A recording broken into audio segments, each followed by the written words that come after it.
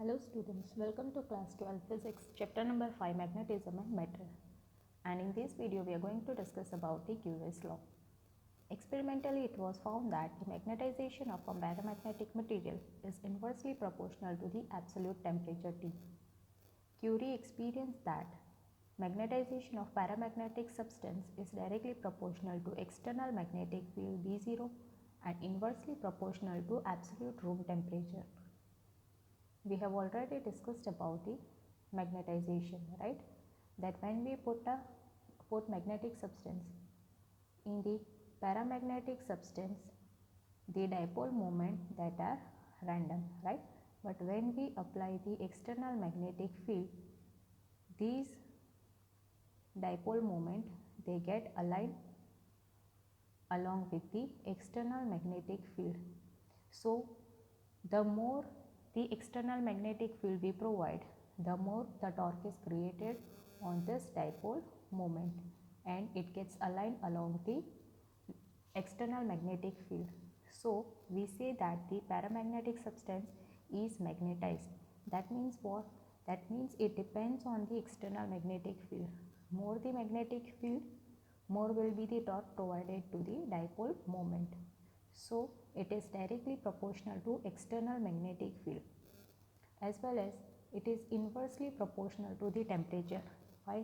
Because when we give the temperature to the substance, the dipole moment they get in the random direction, right? That means when we decrease the temperature, then and only then it remains in its steady position, that is it gets aligned in the magnetic field direction. As we have seen that when we provide the heat energy, when we give the temperature to the substance, the atoms will be moving in the random direction, right? That means it will be oscillating in its mean position. Why? Because the energy is being provided to that. But if we decrease that energy, if we take up that energy, then what happens? If we decrease the temperature, then what happens? It won't get that much of energy to oscillate, right? So in the same way here the dipole moment will remain in its steady position if we lower the temperature, because when you apply the temperature, when you increase the temperature, it will be moving in the random direction, right? So temperature should be lowered to remain the dipole moment aligned to the magnetic field. So it is directly proportional to the external magnetic field and inversely proportional to the absolute temperature. So m is proportional to V0 upon T. To remove proportionality, here we keep the constant which is C, that is the Curie's constant. So m equals to C V0 upon T, and magnetization m equals to chi into H, and we know that external magnetic field here B0 is equals to mu 0 H. So putting this value of m and V0 in the equation 1, we get m equals to C mu 0 H upon T, and from this we can write, taking this H on the left hand side, we get m by H equals to C mu 0 by T. From this equation 2, we can say that chi equals to m by H. So m by H over here is chi. So chi equals to C mu 0 by T. This is known as Curie's law. The constant C is called Curie's constant.